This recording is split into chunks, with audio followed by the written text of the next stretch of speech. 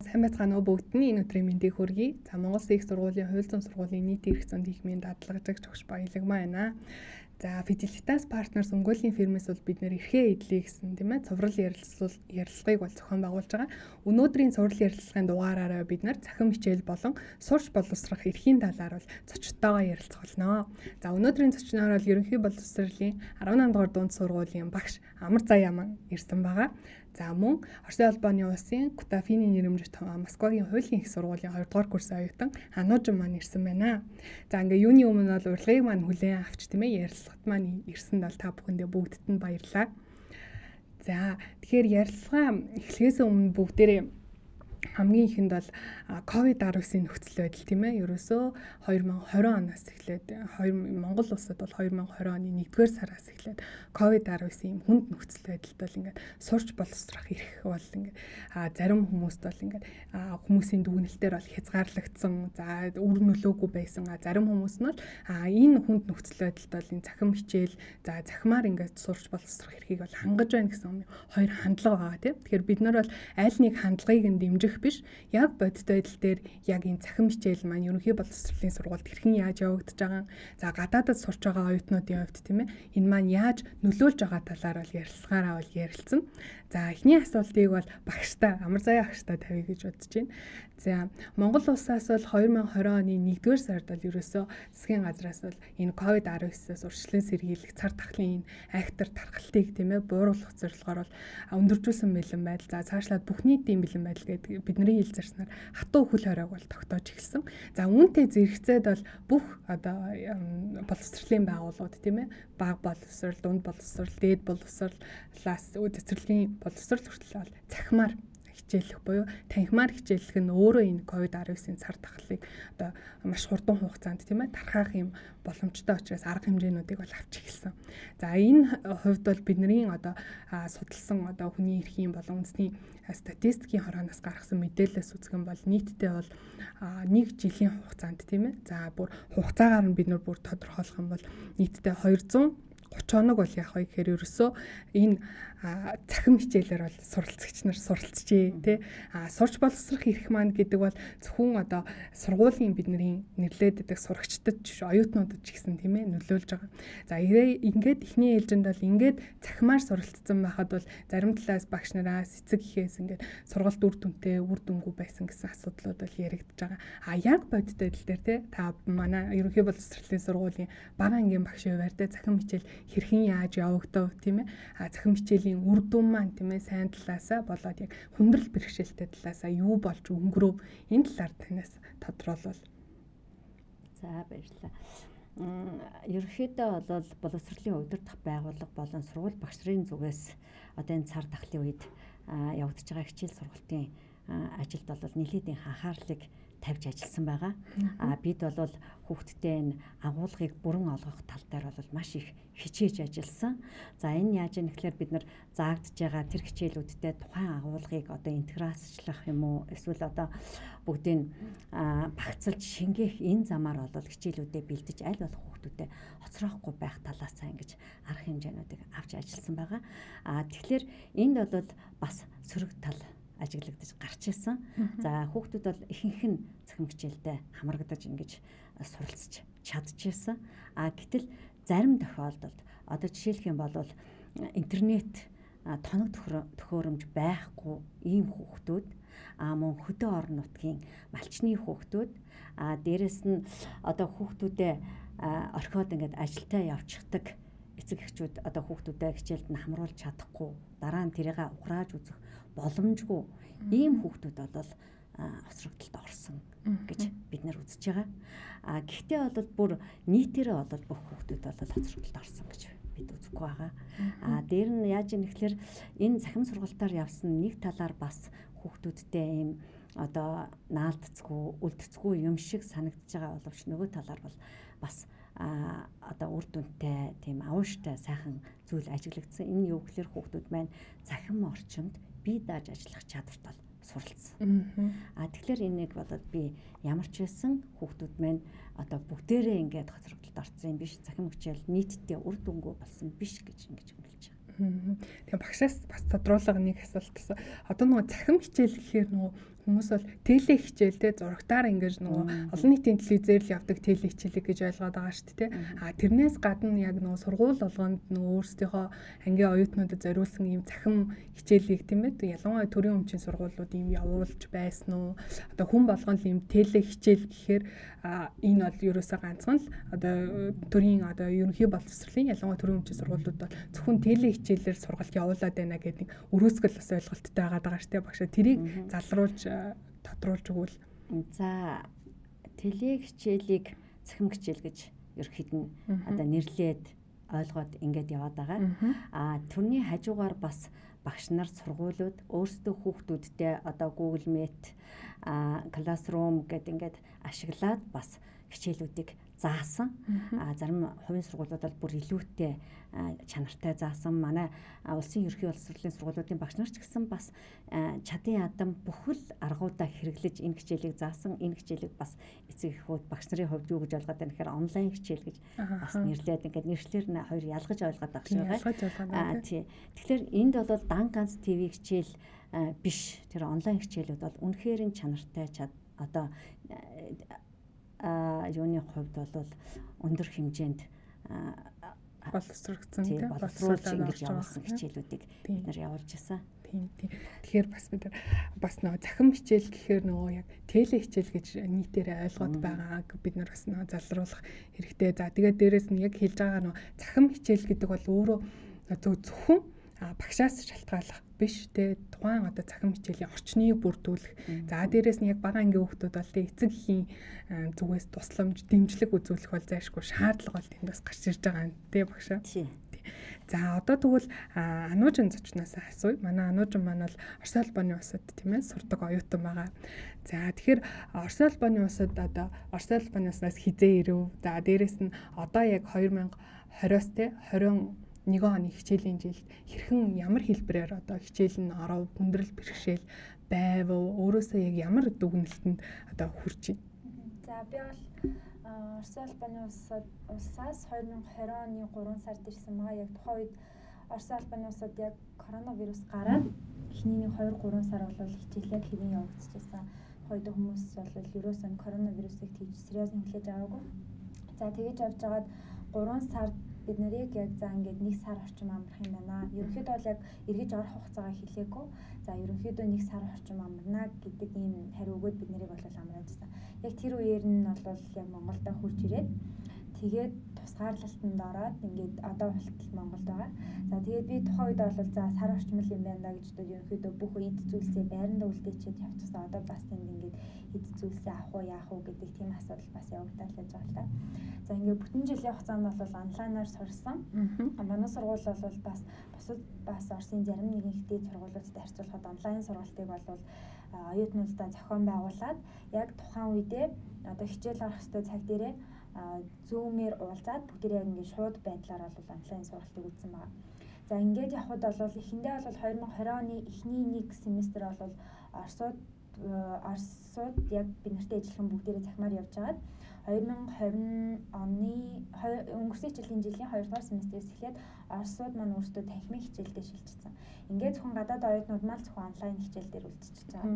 За ингээд яваад эхлэхээр яасан бэ гэхээр эхэндээ бол яг ялгаагүй бүгдээр онлайнаар сурахад бол нэг чанарын ялгаа харагдаагүй л дээ. Ялгаагүй л бүгдээр онлайнаар сурч байгаа юм чинь гээд. Тэгээд дараа нь яг тэд нэр танхимын хичээлдээ шилжээд бид нэр онлайнаар сураад эхлэхээр яг жинхэнэ ингээ ялгаа гарч эхэлж байгаа байхгүй юу? Тэд нар юу гэдэг чинь янз бүрийн тэмцээн уралдаан зохион байгуулад те янз бүрийн одоо конференцэд ороод өөрсдөө улам хөгжүүлээд клубдээ яваад ингээд явж хахад бид нар болохоор ингээд банк онлайн сургалтандаа сурдаг. Нэгдүгээр. Хоёрдугаар гэхээр онлайн хичээлээр сурахаар хамгийн нэгдүгээр бид нэр ном сурах бичгийн асуудал маш их тулгардаг. Зарим сургууль маань одоо захим одоо номын сантай сургуулийн байна, тийм одоо номын сангүй сургуулийн байна. Захим номын сангаар болоо гэтэл бас тэр нөгөө интернетийн асуудлаас эхлээд асуудлууд үүсэж явчихна. За хоёрдугаарт гэхэд бид нар чинь гадаадын оюутнууд би гэхэд одоо орос хэлийг мэдэхгүй байж байгаа тэнд очиод дөнгөж судалж байгаа оюутан. Ингээд орос хэлээ онлайнаар судлаад явхад хичээл ойлгохгүй байх асуудлууд тулгардаг. Хэрвээ бид нар танхимаар сурж байсан бол одоо ангийнхаа хүүхдүүдтэй харилцах ч гэдэм үү багш нартайгаа харилцах гэх мэтчлэн хэлээ сайжруулах. За тэгээд тухайн одоо семинарын цаг дээр улам илүү хөгжих боломж болцоо байгаад байна шүү дээ. Гэтэл онлайн сургалт нь ерөөсөө одоо энэ боломжийг өгдөггүй гэх юм уу? Ингээл компьютераар суусараа дуустдаг. Тэгээд би өөрөө Москва хотод сурдаг оюутан. Москва бол Улаанбаатар маань хоорондоо 5 цагийн зуруутай. Ингээд цагийн зурууны асуудал бас гараад эхэлдэг. Манай хичээл тэнд одоо 6 цагаар Москвагийн цагаар дууслаа гэхэд энд шөнийн 11 цаг болдог. За тэгээд магистрийн оюутнууд маань бол бүр энэ дээр одоо маш мэдрэг байгаа л да. Яагаад тэгэхээр магистрийн хичээлүүд нь одоо Москвагийн цагаар шөнө 10 цагаас дууслаа гэхэд Монголдо тэр маань шөнийн 3 цагт дуусж байгаа гэсэн үг байхгүй. Тэгэд энэ мэтчлэн одоо маш олон асуудлууд байгаа. Би одоо яг зүгээр азтай л онлайнаар сураад байгаа болохоос биш онлайн сургалтыг бас зохион байгуулахгүй Орсын ихтэй сургуулиуд зөнд байгаа. Энэ маань бас ихтэй сургуулиудын буруу гэж хэлэх нь нэг талаар өрөөсгөл. Яагаад тэгэхээр одоо сургуультай ганцхан гадаад оюутан байх юм бол ганц оюутан зориулаад хичээл одоо өгөхч сургууль байна, өгөхгүй сургууль байна тийм. Иймэрхүү асуудлууд бол бас оюутнууд донд маань их тулгараад байгаа л да. За одоо тэгэхээр нөгөө цахим хичээлтэй холбоотойгоо нөгөө хамрагдаж чадахгүй байгаа тийм хамрагдаж чадахгүй байгаа суралцагч нарын хувьд оюутнуудын хувьд бас яаж одоо энэ хичээлийг нөхөх вэ?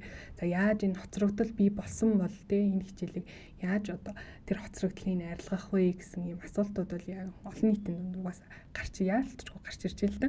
За ингээд үзэхээр бидний хувьд бол хүний эрхийн үндэсний комиссийн одоо хүний эрх хэрэгчлөөний байдлын талаар 20 дахь илтгэлээс ингээд үзэхэд бол аслагдсан сум дүүргийн за дээрэс нь бол хотоос тийм ээ зайтай байдаг эсвэл бүр боломжгүй багшийн хэлдгээр тийм боломжгүй нөө захин орчныг хангах боломжгүй техникийн одоо нөхцөл байдлыг хангах боломжгүй сурагчид бол нэлийн хоцрогдол үүсэж байна гэж яригдж байна тийм. Тэгэхээр одоо яг манай багшийн хувьд тийм одоо ингээд хоцрогдол үүссэн байгаа тохиолдолд одоо би ямар арга хэмжээ авбал зохимжтой вэ тийм энэ одоо суралцагч нарын хоцрогдлыг бол нэгдүгээрт бол нэг талаасаа техникийн асуудал бол яригддаг. Хоёрдугаарт одоо нэгэнт ингээд хоцрогдсон байвал цаашдаа ямар арга хэмжээ бид нар одоо өмнө нь бол огт ямар ч бэлтгэлгүй байж байгаа л ерөөсөө захим ийм хичээл рүү те яалтчгүй нөхцөл байдлаас шалтгаалаад шилжчихсэн тийм ээ. Тэгэхээр одоо бол яаж байгаа вэ гэхээр өмнө нь бол туршлага баг хэмжээний ч гэсэн туршлага хуримтлагдлаа, багш нарт ч хуримтлагдлаа, эцэг эхүүдэд ч хуримтлагдлаа, оюутнуудад ч гэсэн хуримтлагдаж байна тий.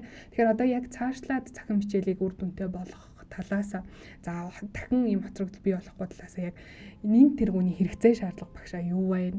За хоёрт нь энэний талаар таны хувьд тийм ээ бусад багш нартаа мэргэжлийн нөхнөөдтэйгээ хуваалцахад тийм ээ ямар санаа оноо эсвэл дэмжлэгч гэдэг юм уу тий зайлшгүй байх ёстой дэмжлэгийн талаар ярилцвал.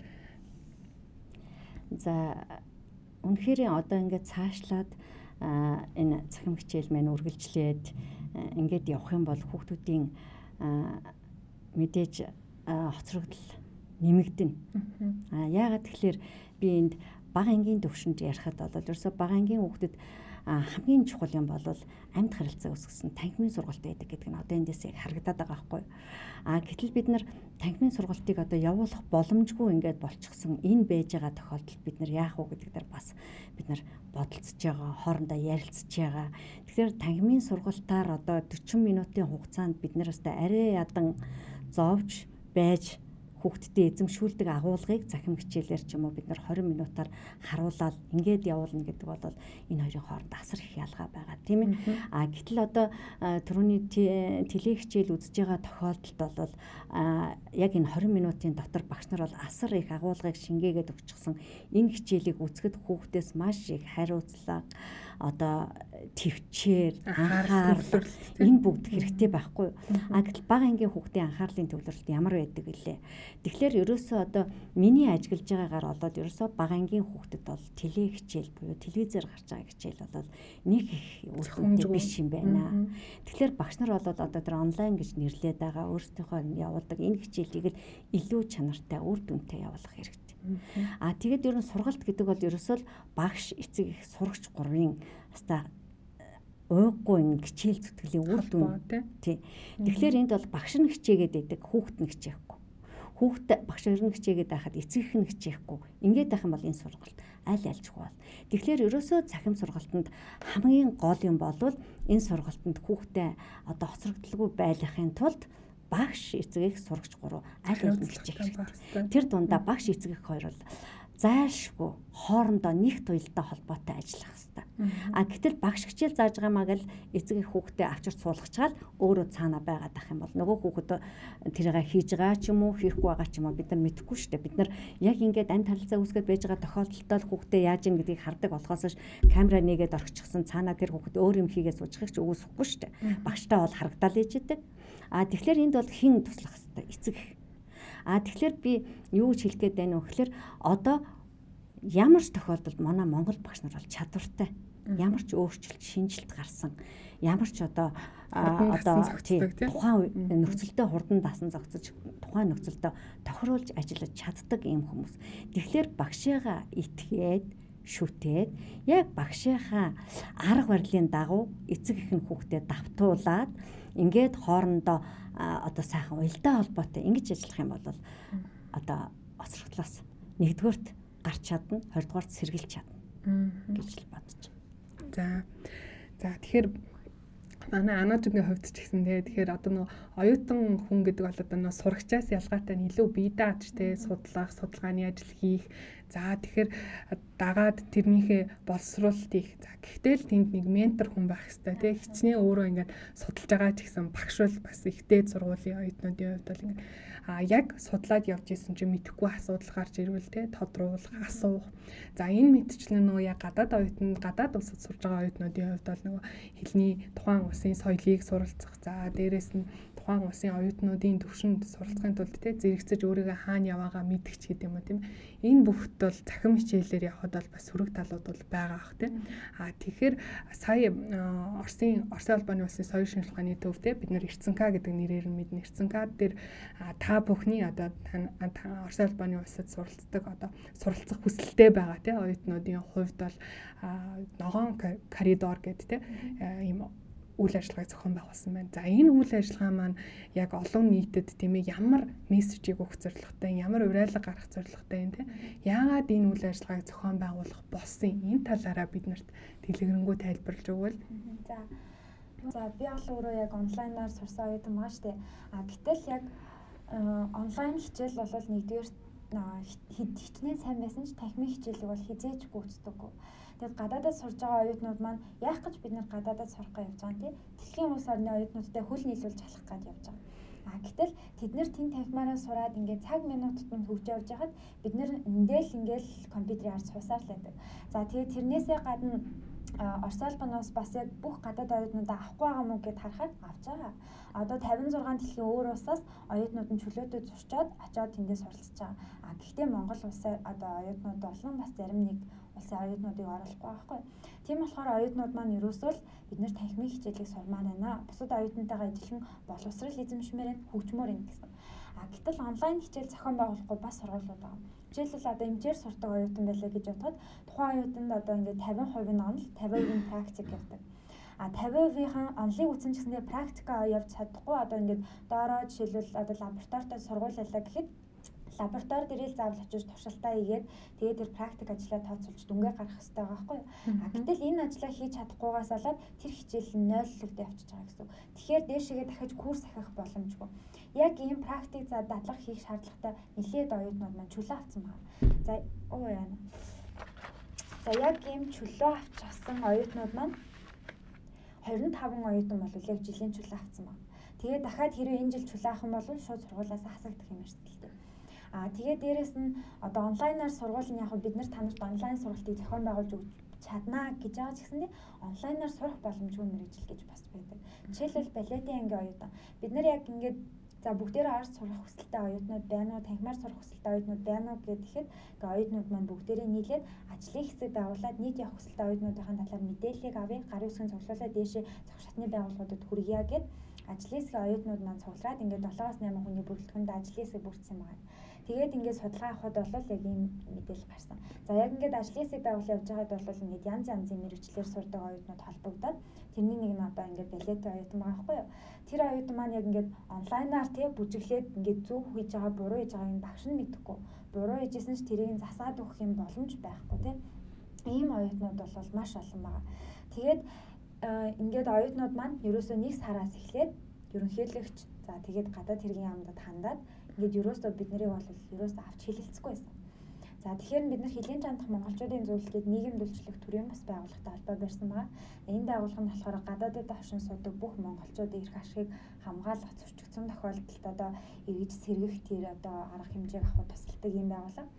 Тэгэд энэ байгууллагатайгаа хамтраад бид нар нийт 12 одоо төрийн яамдуудад одоо бичгээ илгээсэн байгаа. За энд маань гадаад хэргийн яам, боловсролын яам, боловсрол шинжилгээ ухааны яам, хоёр одоо талын засгийн хоёр талын одоо нөгөө нэг Орос улбаны улсаас Монгол улсад цугайлчин сайдын яам, Монгол улсаас Орос улбаны улсад цугайлчин сайдын яам, улсын онцгой комиссийн дарга, улсын хурлын дарга зандан шатар гэд ингээд нийтдээ 12 хүнд бид нар бол хүсэлтэд илэрхийлээд ямар хүсэлтийн агуулгыг товчхон. За хүсэлтийн агуулга нь бол за ингээд оюутнууд маань нийт Орос улбаны улсад 4000 орчим оюут албан бус тоогоор суралцдаг. Тэрний 3700 коронавирустай холбоотойгоор Монголдо ирээд байгаа.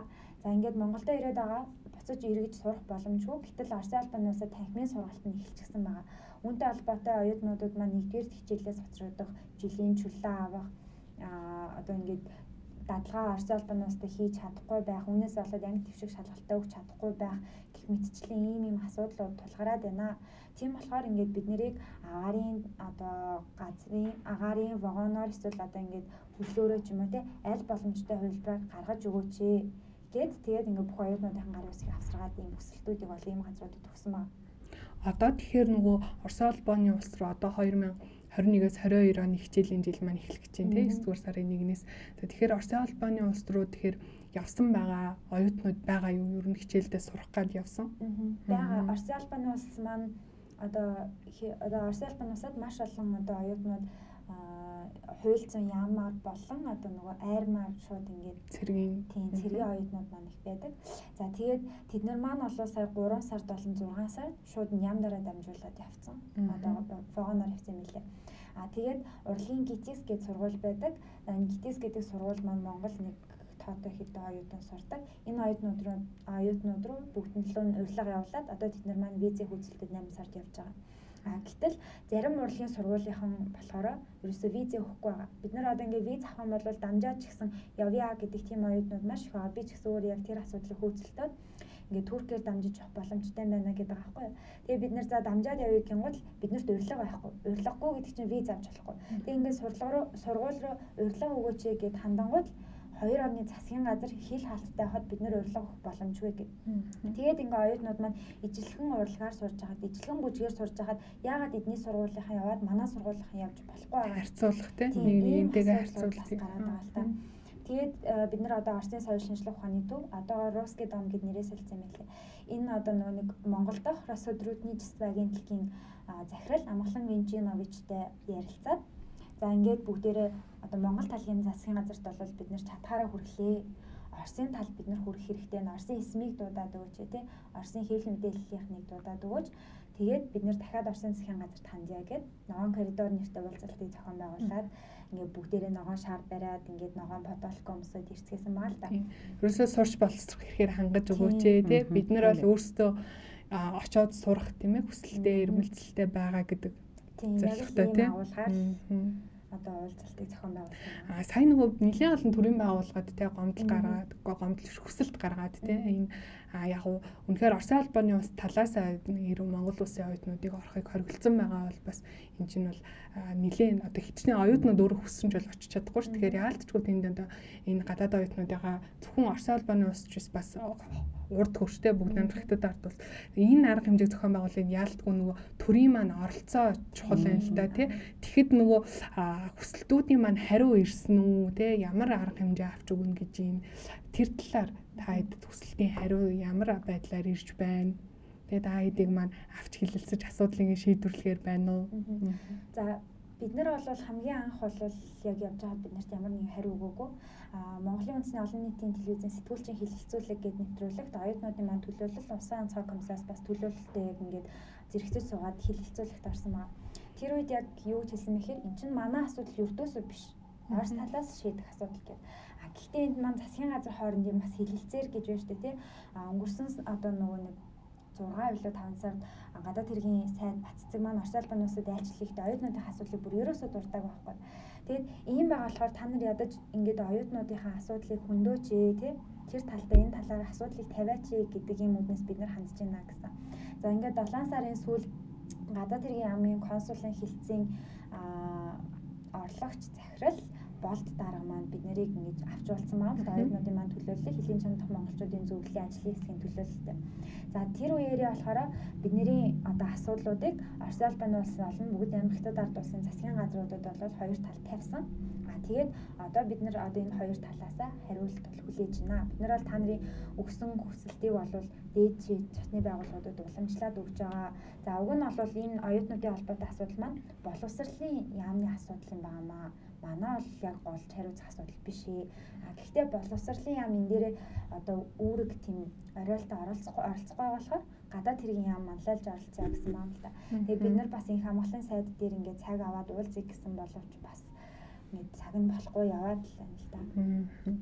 За ингээд оюутнуудын маань хувьд те өөрсдийнхөө эрх яшгийг зөрчигдөж ивэл юу нь болохгүй байх, бүтэхгүй байх ингээд ингээд нийлээд те мэдээж холбогдох шатны байгууллагуудад бол ингээд хандаад асуудлаа олзогсуулж. За сурагчдын маань хувьд бол нөгөө өөрсдөө ч баг хичээлдээ сууж байгаа үгүй юу гэдгээ баг мэдэхгүй байгаа болохоо нөгөө хүүхдийн сурч боловсрох эрх гадна зөвхөн нөгөө нэг одоо бага ангийн хүүхдүүд те ерөнхий боловсролын хүүхдүүд бол зөвхөн тийм хичээл хийж үзэхээсээ илүү нийгэмших тэ найзуудтай болох. За ингээд нэг нэгнээсээ үлгэр дуурайл авах. За тэгээд бүр зан харилцааны хувьд хүртэлтэй найзуудтайгаа адилхан зан харилцаатай байх гэх мэт нөгөө ерөөсөө нийгэмших процесс бага ангид болно тийм. Тэгэхээр одоо нөгөө нэг манай хүүхдүүд чинь болохоор ерөөсөө цахим хичээлээр дамжуулаад нэгнтэйгээ харилцахгүй ч юм уу те. За зарим тохиолдолд бүр гэрээсээ гарахгүй ч байгаа хүүхдүүд бол бүр байгаад байгаа шүү дээ те. Энэ хувьд багшаа одоо та юунд санаа зовж ийн хүүхдүүдийнхаа те нийгэмших одоо тэр талаасаа хүүхдүүдэд ямар асуудлууд үүсч болцсошгүй байгаа болоо. За тийм. Ер нь бол танхимын сургалт бол хүүхдийн хөгжил, төлөвшил, нийгэмшилд бол маш их ач холбогдолтой. Тэгэхээр одоо энэ цахимаар суралцаад хүүхдүүд гэртээ байгаа тохиолдолд бас мэдээж сөрөг хандлагууд их ажиглагдаж байна л да. Яаж юм гэхээр одоо ганцаардах, зоожигрох. Тэгээд нөгөө хүүхдүүд маань яг өөрөж хэлдгээр гэрээсээ ч гарахгүй байгаа хүүхдүүд бол мэдээжийн зан аашинд нь хүртэл өөрчлөлт орж эхлэв шүү дээ. Тэгэхээр энд бол одоо бид нар яалтчгүй дэлхийн хэмжээний цар тахал гарцсан энэ үед бол одоо танхимаараа хичээлэх нь зөв, онлайнаар хичээлэх нь зөв гэд бид нар бол тэмцээд байх нь нэг биш. Хамгийн гол нь одоо аль талаасаа хүүхдийнхаа төлөө анхаарал халамжаал сайжруулах хэрэгтэй гэж бодож байна. Миний ажиглаж байгаагаар бол одоо онлайн хичээл, захим хичээл орж эхэлснээс хойш хүүхдүүд цахим халдлагад өртөх магадлал бас нэлээд өндөр болчиход байгаа. Яаж юм гэхээр одоо хичээл үзүүлэхийн тулд эцэг эхчүүд хүүхдүүдтэй Gmail хаяг нээж өгч जैन, утас авч өгч Jain, PS хаяг нээж өгч जैन. Тэгээ нээж өгчхөд өөрөө эцэг эхчүүд маань тэрийг хянахгүй байна. Хянахгүй байгаагаас болоод хүүхдүүд хоорондоо харцж जैन. Хамаагүй одоо болохгүй хүмүүсийн найзын дуудлага авч जैन. Одоо манай ангид гэхэд над руу 2 хүүхдээс одоо вирус гэдэг ингээд одоо энэ болохгүй шүү, энэ вирус шүү гэсэн юм над руу явуулсан. Гэтэл яаж юм гэхээр хоорондоо биентэйгээ харьцаж байгаа тэр нэг янз янзын одоо биендээ тэдэн хүн дамжуулаараа эдэн хүн дамжуулаараа гэсэн юмнууд бас ирж ирсэн. Тэгээ би хүүхдүүдтэй залгаад учрын одоо ийм юмдаа ингэж болохгүй, ийм юм хийж болохгүй гэдэг талаас нь хэлж ярьж ойлгуулсан байгаа. Нөгөө талаар бас хүүхдүүд яг энэ онлайн хичээл үзэж уцтай болсны сөрөг үр дагавар нь юу гэхээр хүүхдүүд тоглоомд хитрхийх донтож байна. Янз янзын захин тоглоом маш их тоглож байна. Тэгээ энэ байдлууд бол маш одоо багш нар бид нарын сэтгэлийг эмзэглүүлж байгаа ийм асуудал болж байгаа. Тэгэхээр энэ дээр бид нар юу гэж миний хувьд юу гэж хэлэх гэж байна гэхээр эцэг эхчүүдэд анхааруулмаар байна. Хүүхдээ хяналттай байлга. Тухайн цаг үед нь хичээл орох үед нь л хүүхдтэй одоо ашиглуулад бусад цагт нь одоо яадгийн хурааж авдаг юм уу? Тэрийг одоо эсвэл тэр хүүхдтэй одоо ингээд тайлбарлаж хэлээд ийм болно, ийм болохгүй гэдэг талаас нь сайн хэлж өгөх хэрэгтэй байна. Гэтэл хэлж яриад ялгааг нь ойлгуулж байгаа эцэг эхүүд олон байна л да. Хүүхдтэй одоо яг зөв захим орчинд зөв ажиллах дадлал суулгаад зөв ажиллах арга замыг зааж өгч байгаа эцэгүүд олон байгаа боловч бас өөрсдөө санахгүйгээр сэтгэхгүйгээр ингээ хүүхдээ ийм байдалд орж байгааг мэдэхгүй явж байгаа эцэгүүд байгаа юм биш болов уу гэсэн ийм төгшөөр одоо ийм байдал төрж байгаа учраас би энэ хүүхдүүдэд эцэг эхчүүдтэй аль алинд нь анхааруулж хэлэхэд цахим халдлагаас л ээдээ сэргийлээрэ гэдгийг л анхааруулмаар байна. Тийм одоо олон улсын одоо манай улсын хурал дээр явж байгаа тийм хүний хувийн мэдээллийг одоо хамгаалах хуулийн төсөл маань ингээд намрын чуулганаар хилцэгдэхээр явж байгаа л да. Тэгээ яг олон улсад бол энэ ерөөсөө цахим орчинд байгаа хүний одоо хувийн мэдээллийг хамгаалах, за хувийн мэдээллийг цуглуулж байгаа эсвэл хувийн мэдээллийг ямар нэгэн арилжааны юм тийм ээ ямар нэгэн вебсайт ч юм уу цуглуулж байгаа заавал зөвшөөрөл авах. За тэр дундаа бүр онцгой зохицуулт болгоод хүүхдийн энэ хувийн мэдээллийг цуглуулах бол эцэг эхээсэн заавал зөвшөөрөл. За хүүхдэд ямар мэдээллийг үзүүлэх боломжтой, хүүхдээс эргээд ямар мэдээлэл авах боломжтой энийг нь хүртэл ингэ зохицуулалт хийгээд тэнд зохицуулт хийж нөгөө одоо чинь нийгэм чи ерөөсө бодит нийгэм цахим нийгэм те ерөөсө цахим нийгэм рүүгээ одооны залуучуудын одоо ялангуяа жоохон байгаа сурагчдын маань ирээд бол ерөөсөө илүү цаг зарцуулах нь цахим нийгэм ажлаа сүүл рүүгээ цахимаар хийх ч юм уу за хичээлээ одоо бараг цахимаар ингээ үздэг болоод соёлд суралцаад явхад бол эргээд цаана нөгөө таны яг хэлдгээр цахим халдлагаас нь сэргийлэх хүүхдийн хувийн мэдээллийг яаж хамгаалах уу тий. За тэр хамгаалж байгаа бол дараа нь эргээд нөгөө эцэг эхийн зааварчилгаа өгөхөөс илүү бас тэр манай Монгол улсын энэ цахим системд бас яаж хамгаалмаар байна тий. За бас ингээ хичээлийн дундуур одоо зарим одоо сургуулиудын хичээлийн дундуур нь шууд зөв бас бичлэг орох ч юм уу нөгөө халтгаа дүртэх ч юм уу гэдэг олон улсад маш олон зүйл гарч байгаа болохоор энэ талаас бас нөгөө COVID-19 маань тийм ээ одоо яг бүр хөгжих ёстой зохицуулах ёстой энэ салбарыг бол ингээ бид нарт шууд хилээд тийм ерөөсөө иргэдийн одоо энэ оюутнуудын шалгаагүй сурагчдын маань хэрэгцээ шаардлага тийм эднэрийнхээ цаашдын аюулгүй байдлыг хамгаалахын тулд одоо бие махбодын гэхээсээ илүү чинь сэтгэл зүйн тийм ээ сэтгэл санааны энэ аюулгүй байдлыг хамгаалахын тулд ийм зохицуултууд шаардлагатай байгаа тийм ээ тийм. За тэгээд одоо бид нар бол бас сурагчдаа ярьлаа бас оюутнуудын тулгамдж байгаа асуудлыг ярьлаа. Багшийн хувьд багшаа яг одоо энэ цахим хичээлийн хөтөлбөрийг боловсруулах танхимын хөтөлбөрөөс бас мэдээж ялгаатай ах те дээрэс нь цахим хичээлийг зүгээр бас ийм текст мэдээлэл биш те ялангуяа бага ангийн хүүхдэд ойлгомжтой байхад дуу дүрсний хөдөлгөөнтэй ийм тал дээр багш нарын хувьд те ямар шин зүйл суралцж байна бас хүндрэл бэрхшээлтэй зүйлүүд юу гарч байна цаашдаа бас те ямар тийм хөгжүүлмээр зүйлүүд бас танд ажиглагдав. За танхимаар бид нэр суралцаад ингээд явж байхад бол өстэй нэг үгөө хэлэхэд бид нар цахим орчинд ажиллах мэдлэг одоо багш миний хувьд ч гэсэн тутмаг байсан байна. Одоо бол яг ингээд цахимаар ажиллаад ирэхэд бидний нэг сайн тал бол бас энэ цахим орчинд ажиллах тэр компьютерийн мэдлэг энэ бүх мэдлгүүд маань бас нэмэгдэж ирсэн. Бид нар шин юм айгүй их сурсан. Нөгөөтэйгөр бидний ажлын ачаалал бүр 2-3 дахин нэмэгдсэн. Тахимаар ордогоос. За тэгэхээр энд юу байна вэ гэхлээр яг өөрөө чи хэлдгээр хичээл бэлтэх. Цахим хичээл 1 цагийн 40 минутын хичээл бэлтгэхэд бол бага ангийн төвшөнд маш их цаг орж байгаа. Энийг бид нар бүр ингээд өдрийнхөө одоо 2-3 цаг бэлдэж штэ бид нар чинь наад хичээлүүдээ бол орхисоо зөвхөн гол хичээлээ гэж монгол хэл математик гэж аваад үзэхдээ энэ хичээлийг бэлдэх цаг бол биднэрт маш их ордог. Тэгээ бид нар тэр хичээлээ бэлдээд ингээд зөндөө цаг зарахынхаа хажуугаар хүүхдүүдтэй өгсөн даалгавар шалгах гэдэг том ажил. Бид нар даалгавраа шалгаад ингээ хүүхдүүдтэй тэр нь болж гэн энэ нь болж гэн гэд ингээд одоо эргээд хариу мэдээлэл өгөөд эргэх холбоотой ажиллаж байгаа. Энэ бол ерөөсө өдөр шөнөгүй одоо бүр ингээд тасралтгүй ажил болсон. Гэтэл эднэрт бас нэг хүндрэл нь юу гэхээр бид нар ингээд хүүхдүүдийн даалгавар шалгахад эцэг эхийн ажлын ачаалал эцэг эхийн ажлын байдлаас болоод шөнө орой үдшийн цагаар даалгавар ирнэ. Амралтын өдрүүдэд ирнэ. Тэр биднэрт бол ер нь бол амралт гэж байхгүй болчиход байгаа. Тэгээ хүн харахад бол багш нар хийх ажилгүй байгаа юм шиг боловч ерөөсөө л өдөр шөнөгүй нөгөө ажил маань ингээд үргэлж бараг л одоо цагийн хязгааргүй болчихж байгаа. Нөгөө хичээлээ яаж боловсруулах вэ? Мэдээж бид нар шууд аваад ингээд слайдн дээр байрлуулах юм явчихгүй шүү дээ. Нөгөө хичээлээ интеграцлахын тулд яаж хийх вэ?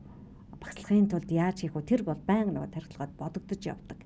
Тэгэхээр бид нар асар их ачаалал энэ бид нарт ингэж орж ирсэн. Тэгээ бид нар бол ачаалал ихтэй боллоо. Инээтрэг гэдэг дээр бол ерөөсөө одоо гомдол ч юм уу ямар нэгэн юмыг болоод бид нар тавихыг хүсэхгүй байгаа. Ерөөсөө бидний гол зорилго бол хүүхдээ сургаж хүмүүжүүлэх. Тэгэхээр бид нарын сургаж хүмүүжүүлэх ажил руугаа гол анхаарлаа тавиад гарц гаргалгаагаа бид нар хайж эхэлсэн. Тэгээд энэ гарц гаргалгаа нь юу хийсэн гэхээр бид нар багаараа хамтарч ажиллаж байгаа. Багаараа хамтарч ажиллаад хоорондоо бэлтгэсэн хичээлүүдэд солилцож байгаа. Бас нөгөө тайгуур бас нэг багш нь дандаа монгол хэлийнхаа хичээлийг бэлдээ, нөгөө багш нь дандаа математикийнхаа хичээлийг бэлдээч гэдэг юм уу. Ийм байдлаар бид нар хоорондоо бас зохицуулалтаа хийж ачаалаа багасгах ийм гаргалгаануудыг гаргаж байгаа ч гэсэн л бас ачаал ихтэй л байгаа. Тэгээд хүүхдүүд маань одоо би ихэд манай ангийн хүүхдүүд ямар хуу төвшөнд явж байна, ямар байдгүй тэр нь тохирсон одоо хичээлийг би яаж бэлтэх үү гэдэг бол би л тэр хүүхдүүдтэй тохируулна. Гэтэл нөгөө ангийн хүүхдүүдийн одоо төвшинг би мэдэхгүй шүү дээ. Тэгэхээр бол бид нар ерөнхий төвшөндөө хичээлээ бэлтэж чаад өөрийнхөө ангийнханд бас нэмэлт ингээд даалгавруудаа боловсруулна. Гэх мэтлэнгээр ингээд ачаал бол байна яриад байвал. Харин багш нарын хувьд одоо миний хувьд ч гэсэндээ Монгол их сургуулийн хууль зүйн сургуульд одоо түрүү жилийн хавраас эхэлж нөгөө семинарын хичээлийг яг удирдах явуулж ахтлаа чиглэгдсэн л та. Ерөөсөө багш нарын эргэх холбоо маш чухал юм байна. Яг ингээд оюутнаа хичнээн мэдээлэл өгж байгаа яг тухайн үедээ нөгөө зүүмээр ч юм уу митингээр ч юм уу хичээл орж байгаа ч гэсэндээ яг ойлгож байна уу тэр оюутан те гэдгийг ерөөсөө эргэх холбоогоор л мэднэ. Тэрэн шиг нөгөө нэг яг тэр эргэх холбоо гэдэг зүйлийг чинь л нөгөө танхимын хичээл нөгөө биднэрт өмнө нь огт мэдэгддэггүй байсан. Тэр нөгөө эргэх холбоо гэдэг зүйлийг чинь л яг танхимаар суралцдаг багтал зохицуулдаг байж л те яг ингээ ойлгохгүй байгаа хүүхдээ байвал шууд асуултаа асуудаг. Эсвэл нүтэн дээр шууд харагддаг те за яг энэ оюутан маань ойлгоогүй байна даач гэдэг юм уу те ингээ харагддаг юу л биднэрт нөгөө танхимын одоо хөтөлбөр маань олгодог байж л те. За тэгэхээр одоо анууч маань одоо тэгэхээр яах нь шүү дээ 2021-с 22 оны хичээлийн жилд тийм ээ цахимаар энэ хичээл ингээд цаашдаа ороод ч явах магадaltaй болж байна те. Дээрээс нь одоо хэрэг үнэхээр ямар нэгэн шийдэлд хүрэхгүй байгаа бол нөгөө оюутнуудын хувьд бол эргээд л нөгөө цахим хичээл рүүгээ шилжих шаардлагатай болж байна те. Тэгэхээр цахим хичээлийн үед те хэр яавал үр дүнтэй байх уу те. За хэдийгээр маш олон проблем асуудлууд байна. Тэрнийхээ хажуугаар одоо гадаад улсад сурж байгаа оюутны хувьд те ямар байдлаар чи ямар их сурвалжаас одоо ном сурах хүчиг гэж яригдчихэж штэ. Тэгэхээр тэр сургуулаасаа хамаарад янз бүр байдаг ч гэсэн энэ цахим хичээлийг чи цаашдаа даван туулж те яханд бол бусад одоо оюутнууд одоо дөнгөж 1-р курст орох гэж байгаа Орос албаны улс руу явах гэж байгаа эсвэл хэлний бэлтгэл сурах гэж байгаа оюутнууд бас байгаа те.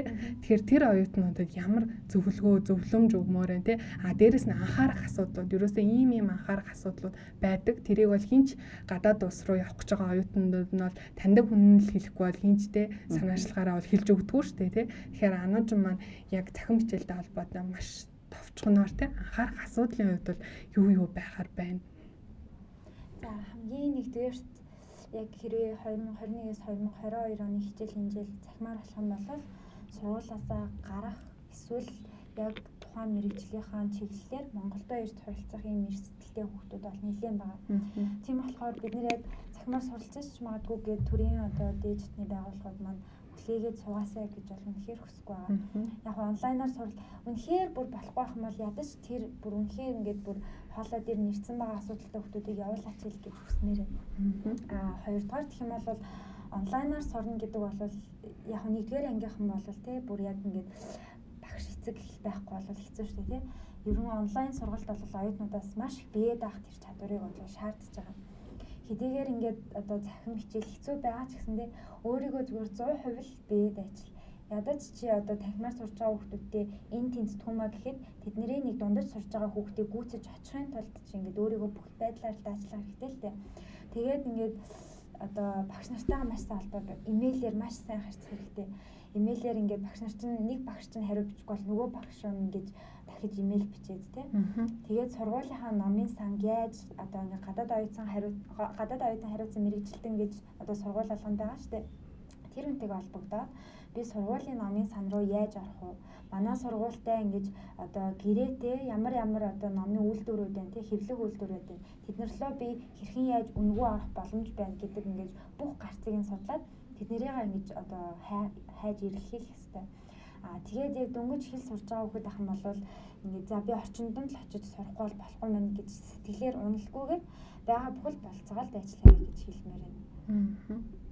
За тэгээ нөгөө хоёр зочноосоо хоёуланаас асуулт гэсэн. Одоо нөгөө цахим хичээл маань За багш нар талаасаа бол тэ хичээлээ бэлтгэх, за үр дүнтэй бэлтгэх хугацаанд нь хичээлээ тайлбарлаж орох за ийм асуудлууд бол үүрэг болж орж байгаа. Эсвэргээрээ нөгөө сурагчдын маань хувьд оюутнуудын хувьд тийм ээ цахим нөгөө хичээлийн хувьд бол бас техник хэрэгсэл бол зайлшгүй шаардлагатай тийм гар утас зарим эцэг их нь бол гар утас аваад өгч ийн гэж нөгөө зарим эцэг их нь бол гар утас авах боломжгүй байгаад байгаа тийм. За дээрэс нь нөгөө цахилгаан тасрах за хамгийн тулгамдаад байгаа одоо асуудал бол интернетийн асуудал тийм. Яг хичээл маань ерөөсөө интернетгүй байгаа интернетгүй орчинд байгаа хүүхд бол ямар ч нэгэн байдлаар бол тэр хичээлдээ яаж ч утсан хамрагдаж чадахгүй. За зарим тохиолдолд интернет нь байсан ч гэсэндээ одоо хөдөө орон нутагт байвал сүлжээ барьдгүй бол маш олон асуудлууд бол гарч ирдэг тийм. За ингээд яахан бол цаашдаа бол одоо ингээд манай одоо засгийн газраас эхний ээлжинд бол биднэрт мэдэгдээд олон нийтэд мэдэгдчихэд байгаа зүйл нь бол зарим хичээлүүдэд танхимаар зарим одоо хоногуд буюу тийм ээ тодорхой хоногийн хичээлийг танхимаар тодорхой одоо үлдсэн хоногийг нь бол ингэж ээлжлэх байдлаар цахимаар буюу онлайн хичээлээр ингээд ороод явнаа гэж ингээд ийм ямар ч гэсэн гаргалгаа гаргаад тийм нийт одоо хэрэгжүүлэх 9 сарын 1-ээс бол ингээд хэрэгжүүлж эхлэхээр бол нийтэд бол зарлцсан байгаа. 9 сарын 1 хүртэл шийдвэрүүд маань яаж өөрчлөгдөхийг бол бид нар бол бас мэдэхгүй тийм. Тэгэхээр одоо яг энэ хувилбарын хувьд одоо амар заяа агш ямар одоо боломжтой гэж бодож байна те энэ одоо эхний бол энэ хувилбарыг төвшүүлж байгаа зорилго бол ерөөсөө цаашид энэ цар тахлыг бол тийм ээ тархаахгүй байх ер нь бол энэ тархалтыг бууруулах тийм ээ зорилготой байгаад байгаа. Гэтэл одоо ингээд зарим эцэг эхүүд бол бас шүмжлэлтэй байгаад байгаа шүү дээ. Цахимаар ороод танхимаар ороод яхаар эргээд л ялгаагүй коронавируст нь тэр холдортой одоо тохиолдол тэр ангид байх юм бол эргээл захим руугаа шилжчих юм шүү. Бүр эсэргээрээ ялангуяа ерөнхий боловсролын сургуулийн бага ангийн сурагчид бол маш олуулаа байдаг. Тэгэхээр багш нар 3 ингэж ээлж гаргах юм уу? Одоо нэг ангид те 30-аас 40 хүүхэд байдаг бол нөгөө зай хоорондын зайг нь гаргаад яхад дахиад анги хуваарлалт хийх юм уу? Эсвэл нэг багш 3 ээлжээр хичээл орох юм уу ч гэдэг юм уу тийм ээ? Энэ тал дээрээс багшаа таны хувьд бол тэ энэ хувилбарыг за энэ хувилбар дээр харин яг ийм асуудал бол бидний хувьд ч бас яригдж байгаа, эцэг эхчүүдийн хувьд ч бас байгаа. Тэгэхэд яагаад одоо 5 өдөр танхимаар одоо 5-9 гэдэг байгаа шүү дээ. 9 өдөр захимаар гэдэг ингэсэн гэхлээр би бол миний хувьд юу гэж бодож байна вэ гэхээр мэдээж эрдэмтэд судалгаа хийгээл судалгааныхаа үндсэн дээр гаргасан л ийм хувилбар байх л да. Тэгэхээр одоо бидний хувьд бол хамгийн эрхэм юм юу гэхээр эрүүл мэнд. Эрүүл байвал одоо бүх юм бүтнээл гэл ингээд байдаг. Тэгэхээр бид нэр эрүүл байхын тулд аль л одоо зөв боломжтой хувилбарыг л сонгож л хичээлж хүүхдтэй явахыг л бид нэр хүсэн шүү дээ. Тий. Тэгээ бидний хүслэр бол одоо танхимаар л явчмаар байна. Аль талаасаа алдар хамгааллын дэглэм өндөр бариач ч юм уу ингээд хүүхдээ 3 хуваагаад ч юм уу хоцрогдлын арилгах талаасаа болоод бид нар танхимаар орчихъя гэсэн ийм миний хувийн бодол бол байгаа. Тэгээ яалтчгүй одоо ингээд цар тахал гараад энэ бас мэдээж ихсээд ингээ хүүхдүүд танхимаар ороод ихсээд ирэх юм бол бас хэцүү шттэ. Тэгэхээр одоо мэдээж төр засгийнхаа гаргаж байгаа шийдвэрийг бол хүндэт гэж үзээд яг тухайн энэ шийдвэрийнх нь хүрээнд ажлаа одоо тохируулаад явуулаад ингээ зохион байгуулах ийм шаардлага одоо гарч ирж байна л гэж харж байна л да. За тэгэхээр одоо манай ярилцлага маань өндөрлөх тийшээ хандж байна л да. Тэгээд ануужингасаа бас дараа нь 2 зочноосоо бас асуумаар энэ ер нь бол ингээд сурч боловсрох хэрэгтэй тий. Гэхдээ ямар нэгэн байдлаар бол үүс нөхцөл байдлаас шалтгаалаад тийм ээ одоо сурч боловсрох эрхийг хангах эсвэл ямар нэгэн байдлаар энэ эрхийг хэрэгжүүлэх арга зам маань арай өөрөөр болж эхэлж байна л да тий. Тэгэхээр энэтэй холбоотой цаашдаа ямар нэгэн шийдвэр гаргах чивэл энэ сурч боловсрохын зөрчигдөж байгаа эсвэл цөөнх тийм ээ ямар нэгэн байдлаар зөрчигдсөн байгаа энэ иргэдийнхаа бол шийдвэрийг хангаж тийм ээ харгалзан үзэж бол төрөөсөө шийдвэр гаргах хэрэгтэй байна. Дээрэс нь яг одоо энэ Оросын холбооны улсын оюутнууд ч гэлгүй одоо мөн бүгд найрамдах хятад ард улсын оюутнуудын хувьд бас энэ гадагшаа тийм ээ сурч боловсрох эрхийг хангаад тийм ээ гаргаад буюу очоод танхимаар суралцах боломжийг хангаад өгөөч гэсэн юм байр суурьтай байгаа тийм. Гэхдээ одоо зарим хүмүүсийн хувьд бол одоо ингээд тэнд дэлхийд даяар халдвар байхад тэг яагаад ингээд заавал тэр улстай очих гээд байгаа. Эргээд дахиад одоо нэг тийм сөрөг хандлага ус байгаа даа. Тэг эргээд дахиад тэр улсад нь халдвар гарах юм бол их орондоо одоо буцаж ирэх эрхийг маань хангаач гэж ингэж ийм нэг сөрөг хандлагатай байгаа даа.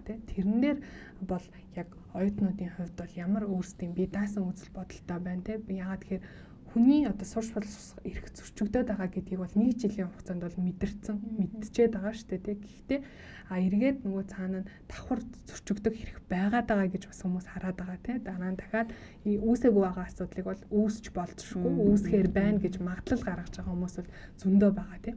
Миний хувьд одоо оюутны өөрийнхөө хувьд тийм яагаад одоо заавал явах тийм ээ хэрэгцээ шаардлага бүр нэм тэргуунд байна. Тэр талаараа бид нэр тайлбарлаж өгье. За яг ярилцлага маань ихэнд ярьсан шүү дээ тий. Коронавирус маань 2020 оны 1 сард гарсан. Одоо бол 2021 оны 8 сар. Ингээд бол жил 6 сарын хугацаанд ерөнхийдөө бараг 2 жил болох гээд ингээд явж байна. Коронавирус яг дөнгөж гарч байгаад бүгд л эрүүл мэнд бол номер 1 л гэж хэлсэн. Амьд явхад сурнуу байна уу, яана уу, энэ уу ерөөсөө хамаагүй амьд л байх хэрэгтэй. За тэгэж явж байгаад бүгд цахим хичээлж шилжээд одоо бас хүмүүс ингэж л та цахим технологи хөгжсөн, дижитал хөгжсөн байгаа та нар заавал танхимаар сурч яад юм бэ гэдэг. Тухайн үед бол бүгд л танхимаар сурсан дээр бүр дэлхийд даяараа зөвхөн монголч биш, оросч биш, хятадч биш. Тэгээд нэг жил одоо хагас жил ч юм уу цахимаар явж байгаад дэлхийд даяараа ойлгосон байхгүй юу? Цахимын хичээл гэдэг чинь өөрийн зүйл биш юм байна. Бид нэр энийг магадгүй яг ингээд 1 жилийн хугацаанд ч гэдэм үү 6 сарын хугацаанд гал унтраах маягаар хэрэглэсэн байж болно. Гэтэ энэ бол хизээж одоо энэ танхимын хичээлтэй уламжлалт хичээлийг гүйцэхгүй мэн. Ялангуяа одоо энэ нарийн мэргэжлээс сураад байгаа тийм инженерээр ангаахаар сураад байгаа одоо энэ технологиор яваад байгаа хүүхдүүд маань хизээж ингээд шууд цахимаар 100% ингэж төгснө гэж байхгүй. Та ингээд цахимаар төгссөн эмчид шүдэ үзүүлэх чинь ингээл бодолтой. Та тэр эмчид итгэж үзүүлэх үү гэдэг асуудал чинь хамгийн нэгдүгээр тавигдчихж байгаа юм. Тэгэхээр бид нар ингээд та нар одоо болоо эрүүл мэнд нэгдүгээр штэ гэж суухыг үнэхээр хүсэхгүй. Бид нар сурч боловсрох эрх бол хамгийн одоо нэг тэргүүний эрх гэж бодож байгаа. Яг өнөөдөр би эрүүл байж болно. Гэхдээ би амтан биш дээ тий. Эдэл ингээд амьсгалал явж хахад миний бүх одоо ингэж хэрэгцээ хангагдчихэдэг. Би одоо ингээд амтан биш штэ. Бид нар чинь хүн буюу одоо оюун ухаан юугаараа илүү байгаа юм бэ гэхээр бид нар боловсрч явах хэрэгтэй, хөгжиж явах хэрэгтэй. Энэ боловсрал гэдэг чинь өнөөдөр гарахгүй байж болох ч гэсэндээ 10 жилдээ 20 жилдээ ингэж цаашдаа үр дүн гарах зүйл байхгүй. Одоо үсгээ мэдгүй шууд хүүхдүүд 3 дугаар ангид орчлоо. Үсгээ мэдгүй 3 дугаар ангийн хүүхдийн хоцрогдлыг багш яаж ярих вэ? За ингээд 10 жилийн 10 дугаар ангийнхаа мэдлэгтэйгээр хүүхэд эсэлтийн ерөнхий шалгалтаа өгчлээ 12 дугаар ангийн тестээр. Өнөөдөр тэр хүүхдүүд эсэлтийн ерөнхий шалгалт ингэж явж байгаад маш их гомдол өгч штеп. Бүхэл бүтэн 2 жил цахимаар үзчихэд 12 дугаар ангийн мэдлэгээр аваад хата яад ингээд ийм бас мэдээлэлүүд маш олон явагдаж байгаа. Зөвхөн энэ хоёр дээр л ингэж тод харагдаад байгаа юм шиг боловч оюутнууд маань одоо боловсролынхаа бүхэл шатанд яг энтэй ижилхэн бүх хүмүүс 2 жилийн ингэж алдсан байхгүй. Одоо дахиж цааш нь тэгэхээр алдмааргүй. Бид нэр сурч боловсрмаар байна. Монгол улс л ингээл бүхэл бүтэн 2 жил тий улсдаа бүр коронавирус нь хүртэл гараагүй байхад хүртэл хүл хариа тавиал ингээл хаагаад байсан. Гэтэл одоо Орос улбаны улс бүгд амралтад ард улс маань аль аль нь танхимын сургалтыг эхлүүлж гисэн байна. Их Британи улс хүртэл одоо тий ингээд байнга л ингээл одоо тусгаарлалтанд хийдэг ийм арга хэрэггүй. Бид нар одоо тусдаа нөгөө нэг дархлаа судаг тий нэг хүний дархлааны ийм одоо арга шилжээч гэдэг юм уу стратеги өөрчилж байгаа байхгүй. Бид нар бол байнга тий бүхэл амьдралын турш ингэж хатуу хөл харайнд байна гэж мэдээж ирээд байхгүй шүү дээ. Тийм болохоор бид нар бол сурах эрхээ эдэлмээр байна. Бид нар дэлхийн бусад улс орны оюутнуудтай ижилхэн зэрэгцэж урагшаа алхмаар байна л гэдэг ийм хүсэлтэй байгаа юм. Тэгээд одоо энэ техник технологийн асуудалтай бид нар ингээд маас нь яг хоцрогдохгүй явж байна. Яг хөө тэр нэг хэдэн техникийн асуудалтай хүмүүс бол хоцрогдчихл байг гэж үнэхээр өнөөдөр хэлж болохгүй. Нэг хүний эрх зөрчигдөж байгаа ч гэсэн тэнд хүний эрх зөрчигдөж л байгаа.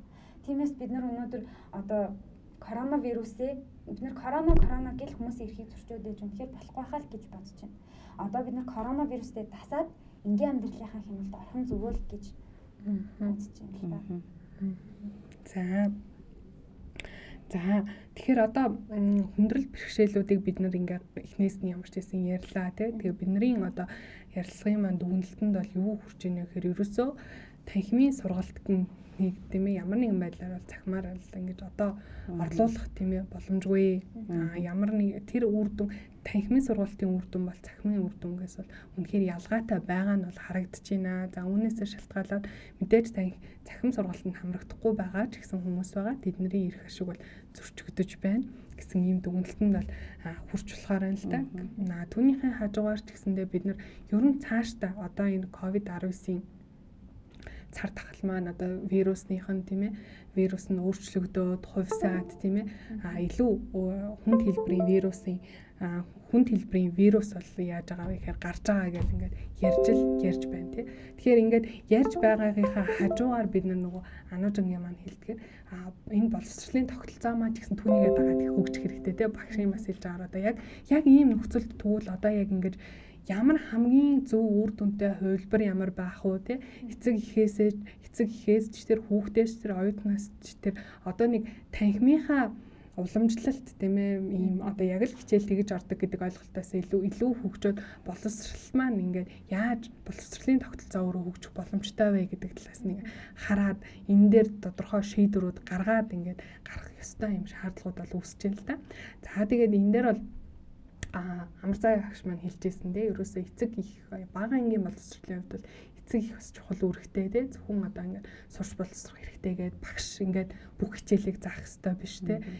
Эцэг их ч гэсэндээ тэнд бол үүрэг хүлээх хэрэгтэй тий. Ямар нэгэн байдлаар хариуцлага хүлээж бол оролцох хэрэгтэй гэдэг.